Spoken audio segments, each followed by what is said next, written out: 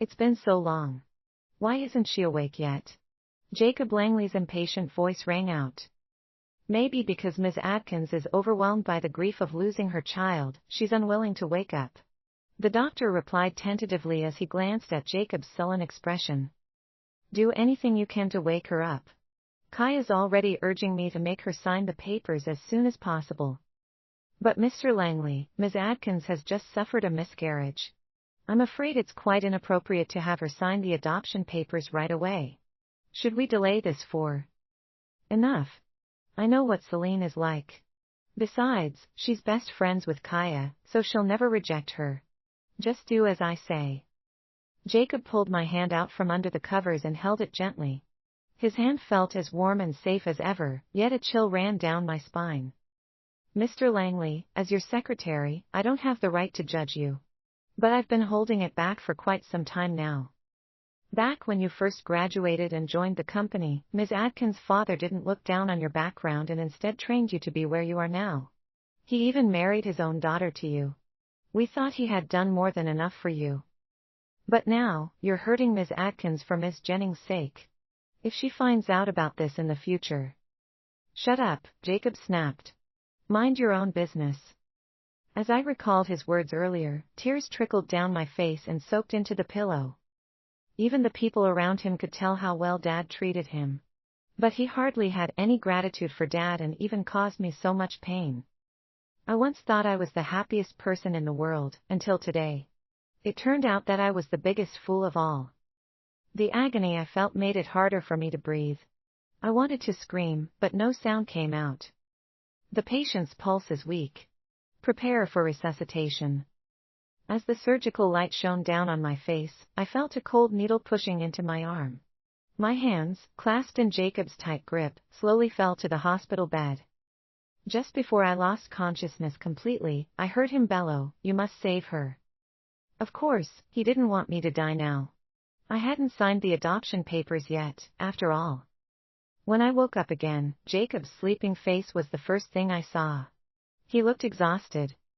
For a moment, I thought we had returned to the time when we first graduated from university. I had been hospitalized for acute appendicitis, and the same sight also greeted me the moment I woke up from surgery. Celine, you're awake. Sensing my lingering gaze on him, Jacob blinked his bloodshot eyes open. How do you feel? Does it hurt anywhere? He asked, the concern in his voice genuine. Yet, the warmth in his eyes was long gone. I knew I shouldn't have expected anything from him. Jacob, where's our baby? Pain crossed his face. Celine, our baby, is gone. And from now on, you won't be able to have children again. I don't believe it, I choked out. The baby was so healthy. Just the other day, I could still feel the kicks. Tears streamed down my face uncontrollably. I threw my arms around myself, weeping bitterly. Celine, don't be sad, Jacob crooned. Even if you can't have children anymore, we can always adopt. I'll treat the child as my own. If I hadn't heard his cruel words earlier, I might have been deceived by his convincing act. I shook my head defiantly. It's different. After I eventually calmed down, he brought over a food container and said, Celine, have some. I made this soup myself. You used to love it. Staring blankly into the distance, I numbly swallowed the soup he fed me. Just then, his phone chimed with a notification, and he picked it up without hesitation. Glancing at Jacob's phone's wallpaper, I felt my chest tighten. It was a maternity photo I had specially taken. He said he'd change it to a family picture of the three of us once the baby was born, but that would never happen now. Later that night, Kaya Jennings strutted into my ward and asked, Celine, are you feeling better now? How in the world did this happen? That person must have done it on purpose. You're so unfortunate. You have to pull yourself together. Don't let this break you. At least you still have Jacob by your side. Tears welled up in her eyes as she continued, unlike me, who married Hendrik. Now that he's in prison, Clara and I have absolutely no one to rely on. Her acting was horrible. Noticing how she struggled to mask her glee beneath her tearful facade, I finally snapped, or maybe you were just as dumb as a rock. Otherwise, how else would you have ended up like this? Kaya froze, staring at me like I was a stranger. Her phone suddenly rang. After picking it up, she hurried downstairs, but not before saying, "Jacob asked me to grab something for him." She had left in such a hurry that she didn't even lock her phone screen. At the top of her pinned contacts was Jacob, but their conversation was blank. As if remembering something, I clicked on her private social media posts and finally found their secret. They chatted late into the night and shared pictures of beautiful sceneries and good food from their trips.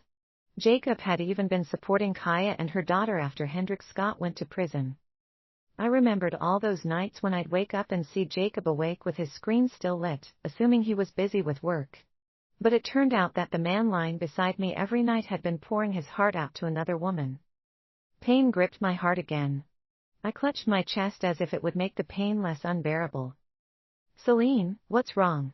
Get the doctor here now," Jacob yelled, his face paling at the sight of my agony. Kaya, who was trailing behind him with red-rimmed eyes, also seemed startled. A lump welled up in my throat. I couldn't speak at all, and shaking my head was the only thing I could manage. As soon as the nurse helped me lie back down, tears spilled from my eyes again. The dampness of my soaked collar clung to my skin, sending a chill through my heart. Seeing that I looked better the next day, Jacob began tentatively, "Celine, you've always loved kids. I know how much you wanted this baby, but... no, forget it. Maybe the baby was never meant to be ours." His voice was tinged with regret as he continued, "Let's adopt a child, okay?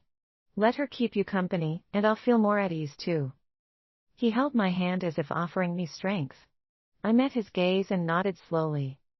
"Kaya has been struggling to raise her daughter alone ever since her husband went to prison 3 years ago," he said. "I thought maybe we could adopt Clara. We've known Kaya since childhood, so she'd feel assured with us raising her daughter." The joy in his voice was unmistakable as he beamed at me, but my heart only sank deeper.